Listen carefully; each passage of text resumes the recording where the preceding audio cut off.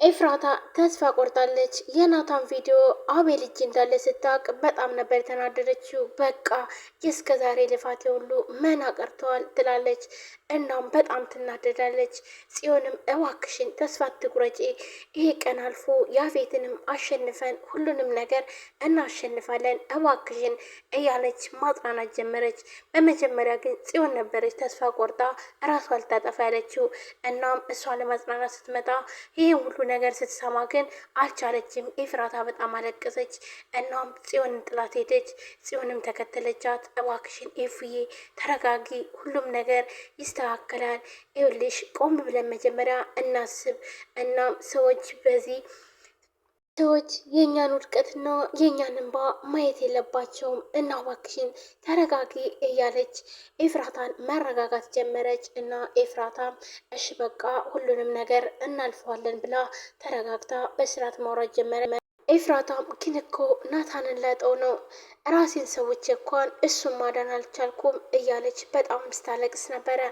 ቢንያምም ጽዮንን እያስታወሰ መንገድ ለመንገድ እየተናደደ እንዲሁም ከዚህም በፊት የሚያሳልፉበት ቦታ እየሄደ እናም ቤተ ክርስቲያን ሄዶ ፈጣሪ ወይ ለምንድን ነው ወደ እኔ ታመጣና መልስ የምትነሳኝ? ይህን ያክል ምን አድርጌ ነው?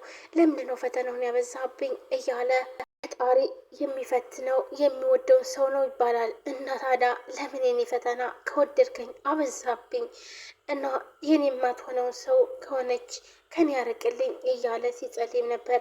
ግን ደግሞ ያለ እሷ እኔ መኖር አልችልም እያለም ቤተ ክርስቲያኑ ቆሞ እያለቀሰ ነበር። ጽዮንም ከዚህም በፊት የሚያሳልፉበት ቦታ ሄዳ እንዲሁም አበባ ቀንጥሶ ሰጥቷትኝ ይቅርታ እባክሽን ተቀጣጥረው እናም ስላረፈደባትኝ አኩርፋ ዘወር ብላ ቀና ብያለህም ብላ ተንበርክኮ ሲለምናት እንዲሁም አበባ ቀጥፎ እንኪ እባክሽን ይቅር በይኝ ሁለተኛ አላረፍድም እያለ ሲለምናት ያንን ነገር እያስታወሰች መሳቅ ጀመረች። እኔም የቢንያምን መሞት ሲሰማ እስከ ዛሬ ድረስ አታወራም ነበር። አሁን ግን ገኒ ማውራት ጀምራለች። እናም ዳጊም ተኝተዋል። ዳጊ ተኝቶ ያለ ገኒ ዳጊ ትላለች። እናም ዳጊ በጣም ደንግጦ ይነሳና እማዬ አወራሽ እንዴ እማዬ ይልና በጣም ደስ ይለዋል።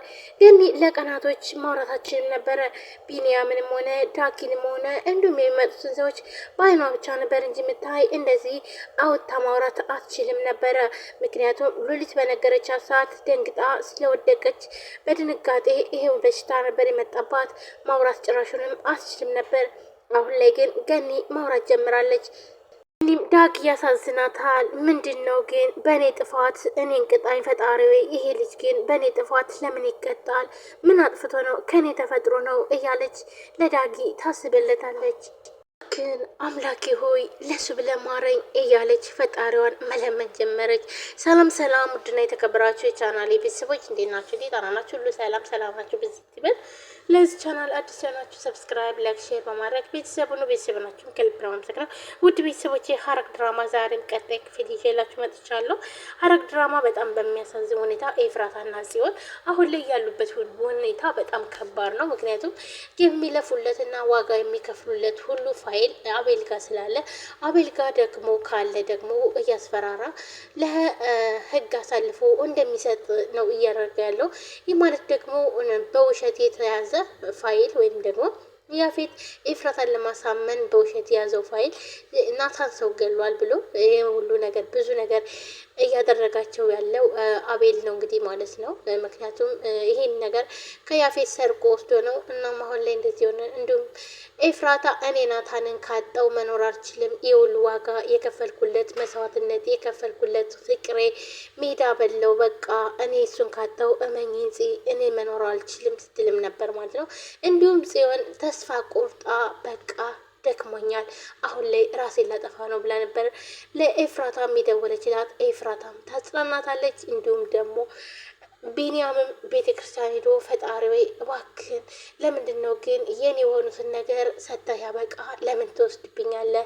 ለምንስ ነው የኔን ፈተና ያበዛብኝ? እያለ ፈጣሪውን እየለመነ እንዲሁም ጽዮን በፊት የሚዝናኑበት ቦታ ወይም ደግሞ የሚያሳልፉበት ቦታ እየሄደች ቁጭ ትላለች ማለት ነው።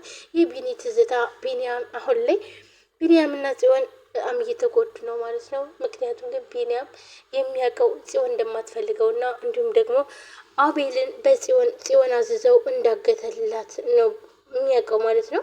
ወይም ደግሞ እሷ ስላዘዘች ነው አንተን ያገትኩህ ብሎ አሳምኖታል።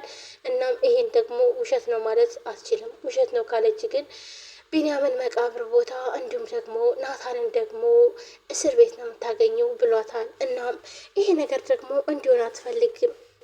ከጽዮን ይልቅ ኤፍራታ በጣም ደክማለች። እናም ኤፍራታም ይህ ሁሉ ዋጋ ከፍዬ እንደዚህ ከሆነ በጣም ደክሞኛል አሁንስ እያለች ማልቀስ ጀመረች።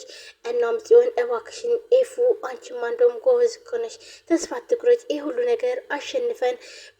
ነገር አሸንፈን አንቺና ወንድሜ እኔ ተሰብስበን እንድራቸዋለን ስትላትም ነበረ። እሷም ይሄ ነገር ያልፋል ብለሽ ነው ስትላትም ነበር።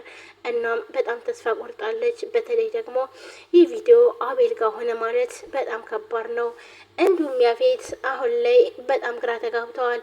ናታን ያ የሚንቀውና ያ ፈሪ የሚለው ወንድሙን ለመበቀል እዚህም በፊት ወንድሙን መበቀል የፈለገበት ምክንያት እናቱ ያፌት የሁለት ወር ወይንም ደግሞ የሁለት ዓመት ልጅ ሆኖ እናም አባቱ ጥሎት ስለመጣ ነው። ይህ ደግሞ ምክንያቱ ደግሞ አባቴ ጥሎኝ ሄደው ምክንያት አንተ ስለተፈጠርክ ነው ወይም ደግሞ የናታን እናት ማለትም ለያፌት አባት እንዳረገዘች ስትነግረው ከዛም በኋላ የያፌትን እናት አልፈልግሽም ብሎ ጥሏት መጣ። እናም ያለአባት አደገ። ለዛ ነበረ አሁን ላይ የሚበቀለው ናታንን። ይህ ማለት ደግሞ ናታን ምንም አላደረገም። እናም ታሪኩም ለምንድን ነው ግን ናታንን እንደዚህ የምታደርገው? እናትና አባትህ ላደረጉትና ለሰሩት በደል ለምን ይህን ነገር ታደርጋለህ? አለቃ እኔ ካንተ አላቅም፣ ነገር ግን ደግሞ ያንተ ሁሉን ነገር አውቃለሁ። እናም ለምን እንደዚህ ታደርጋለህ ብሎ ሲለው ይኸውልህ ሁለተኛዋ እንደዚህ እንዳትለኝ፣ ይህንን እኔ ራሴ አውቃለሁ፣ ተው በቃ እንድትለኝ አልፈልግም ብሎም ሲጮህበት ነበር።